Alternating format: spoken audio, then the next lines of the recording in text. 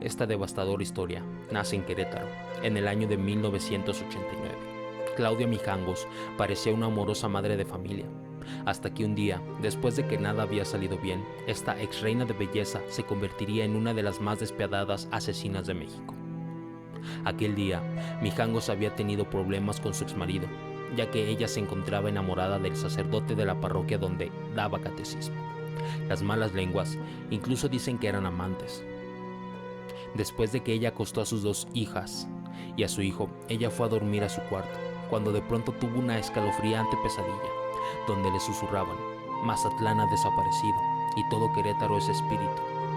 Despertó de esta pesadilla para entrar en otra peor, pero esta vez ella sería la causante de la tragedia venidera. En esa madrugada, Mijangos tomó 3 cuchillos para primeramente dirigirse al cuarto de su niño de apenas 6 años, al cual asesinó después de varios minutos de estarlo apuñalando una y otra vez. Mientras él trataba de protegerse, recibió más de 30 puñaladas y su mano derecha fue amputada. Su hermanita, de 11 años, tras despertarse por los lamentos de dolor de su hermanito, acudió a ayudarlo, pero era demasiado tarde. La madre tomó el segundo cuchillo y se le fue encima para darle 6 puñaladas, pero la niña seguía viva, y a como pudo con sus pulmones perforados le decía: no mamá, no lo hagas. Moribunda, alcanzó a bajar las escaleras para después caer desmayada boca arriba. La siguiente víctima fue su hija de 9 años. Mijangos tomó el tercer cuchillo y la apuñaló en el corazón. Todo este terror aún no era suficiente para Mijangos, pues regresó por su hija desmayada en la primera planta de la casa, para volver a apuñalarla hasta matarla.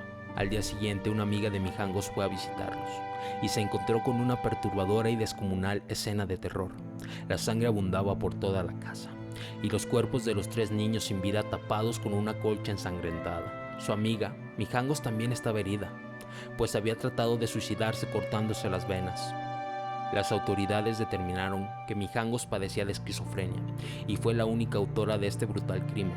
Este homicidio puso de luto a México y Mijangos fue llamada la Hiena de Querétaro.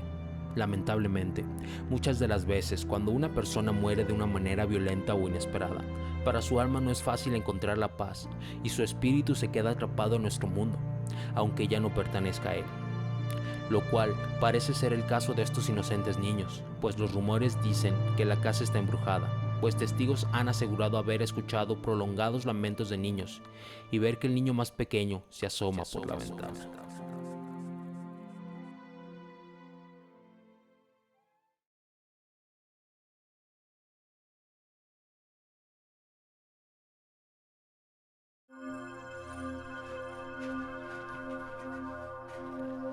Corría el año de 1983, cuando la bella Evangelina se encontró con la fama al ser coronada reina del Carnaval de Veracruz. En aquel entonces, nadie se imaginaba la cruel y aterradora historia que estaba por escribirse. Evangelina era una joven de 18 años, rubia, de ojos verdes. Poseía una belleza que pronto la llevaría a salir en revistas y periódicos, que incluso la catapultaron al programa con más rating a nivel nacional, Siempre en Domingo, conducido por Raúl Velasco. No había duda, la fama de Evangelina subía como la espuma. Las fiestas de Evangelina, con gente de alta sociedad y algunos famosos, no eran un secreto. Fiestas donde abundaba el alcohol, sexo y drogas. Y entonces vendría la caída de la joven reina. Poco a poco comenzó a alejarse más y más de los reflectores hasta pasar al olvido. Tiempo después, procrearía 2 hijos con un hombre el cual nunca los reconocería como suyos. Su familia, cansada de sus adicciones, decidió correrla de su casa. Entonces fue cuando Evangelina se mudó al departamento 501 del antiguo edificio de la Lotería Nacional, ubicación que curiosamente fue la misma donde terminó su recorrido como reina del carnaval en su momento de gloria. Se cuenta que Evangelina escondía a sus hijos, encerrándolos en su cuarto, mientras ella se drogaba junto a sus amigos. Había veces que los dejaba días sin comer. También los golpeaba y maltrataba, producto de su adicción a las drogas y problemas económicos, pues su familia le había retirado su apoyo. Fue entonces cuando el día 28 de marzo de 1989, uno de los crímenes más atroces del puerto de Veracruz se escribiría. En un arranque de furia influenciada por el uso de drogas, Evangelina comenzó a golpear a su hijo Jaime de tan solo 3 años. No conforme con eso, lo tomó de los pies y comenzó a azotarlo en repetidas ocasiones contra la pared y el piso, causándole de forma despiadada desangramiento, fractura de cráneo y exposición de masa encefálica. Pero ahí no terminaría su crimen, pues enseguida se fue contra su otro pequeño de apenas 2 años. La ex reina lo golpeó de la misma manera que a su hermanito, hasta causarle la muerte. En su afán por desaparecer la evidencia, Evangelina metió los cuerpos de sus hijos al horno de su estufa, para según ella incinerarlos, pero solo consiguió cocinar los cuerpos. Después de su intento fallido por desaparecer los cadáveres de sus hijos, los colocó sobre la mesa, tomó un cuchillo y comenzó a cortarlos de forma despiadada en pedazos, para después enterrarlos en unas macetas que tenía en el balcón, que estaba frente a la avenida. Literalmente, las personas que pasaban podían observarlos sin tener alguna idea de lo que escondían los maceteros. Sin algún remordimiento o cargo de conciencia, la asesina continuó ofreciendo sus ya conocidas fiestas, y cuando la gente le preguntaba por sus hijos, ella contaba que se habían ido con su padre. Al poco tiempo, su hermano Juan Miguel empezó a sospechar que algo andaba mal, pues la ropa de los niños seguía en el departamento, y al no soportar los cuestionamientos, Evangelina terminó por confesar su escalofriante crimen. Su hermano la denunció a las autoridades, que al momento de registrar el departamento, encontraron los pedazos de los niños ya en completa descomposición. Evangelina sostuvo la versión de que los niños habían fallecido por desnutrición, y ella, por miedo, los enterró en aquellos maceteros, pero muy pronto, las pruebas periciales se encargarían de desechar su versión. También alegó padecer de sus trastornos mentales, mismos que serían descartados por el juez que llevó el caso. La ex reina de Veracruz había sido encerrada, y la noticia corrió rápidamente entre la prensa mexicana. Mismos que años anteriores habían admirado su belleza, ahora la destrozaban sin piedad, y vendían ejemplares como pan caliente a los lectores hambrientos de justicia. En la prisión le esperaría un calvario, pues sufría de torturas de forma recurrente por parte de las demás prisioneras que la juzgaban por su brutal crimen. Tiempo después, se comenzó a relacionar con personas de poder, así obteniendo seguridad dentro del penal y que acortaran su condena. En ese entonces la cantidad máxima de cárcel eran 20 años. 17 años después del asesinato de sus hijos, Evangelina sería puesta en libertad durante el año del 2006 y la prensa le perdió la huella. A partir de entonces, innumerables escritores y periodistas han hablado del atroz crimen en libros y reportajes. El edificio que fue testigo de aquel asesinato se convirtió en una propiedad abandonada luego de incendiarse en los años 90. Hoy la leyenda cuenta que los fantasmas de los hermanitos asesinados en el departamento 501 aún se escuchan jugando por las escaleras de la deteriorada propiedad. Es frecuente escuchar los gritos suplicando ayuda de los hijos de la antigua reina del carnaval de Veracruz.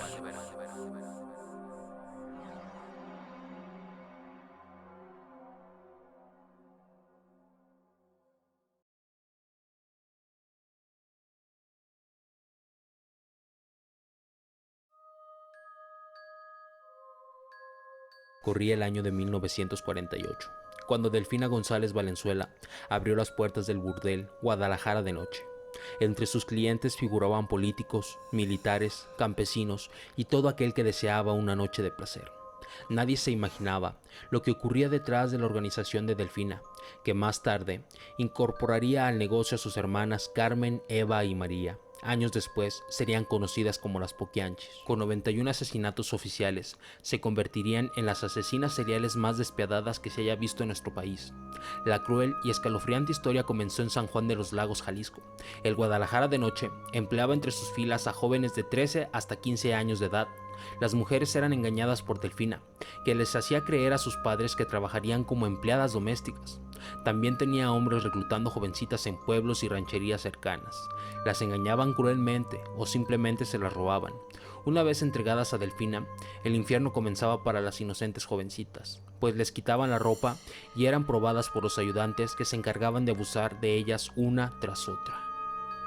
Al mismo tiempo, abrieron las puertas de su segundo burdel, llamado con el mismo nombre, Guadalajara de noche, en San Francisco del Rincón. Las hermanas de Delfina eran las encargadas de la administración del dinero y del suministro de la comida. Se cuenta que las jóvenes eran alimentadas con 5 tortillas y un plato de frijoles al día. Los negocios de prostitución iban viento en popa, y entonces encontraron un local en León, Guanajuato, conocido como el Poquianchis, al cual le cambiaron el nombre a la Barca de Oro, pero la gente continuaba llamándolo Poquianchis, mismo sobrenombre por el que serían conocidas las hermanas entre la sociedad. En el año 1962, los burdeles y cantinas de León fueron prohibidos por el gobierno en Guanajuato, así que las Poquianchis solo se quedarían con el burdel El Guadalajara de noche, ofreciendo a militares servicio gratis a cambio de protección para el burdel. La aterradora historia cuenta que la madre de las Poquianchis era una católica obsesionada con la religión, misma que le inculcó a sus hijas, pero según la creencia de Delfina, la prostitución no era un pecado, siempre y cuando se respetaran ciertas reglas, mismas que no podían romper ninguna de sus trabajadoras. En caso de romperlas, eran salvajemente torturadas. Y si alguna chica protestaba, intentaba escapar o no quería acceder a alguna de las peticiones de sus clientes, eran arrastradas de los cabellos para después ser asesinadas a golpes por los hombres de Delfina. Las Poquianchis nunca asesinaban directamente a sus trabajadoras, pues era considerado para ellas un pecado. Delfina y sus hermanas consideraban que al cumplir los 25 años, las mujeres ya eran viejas y ya no les funcionaban.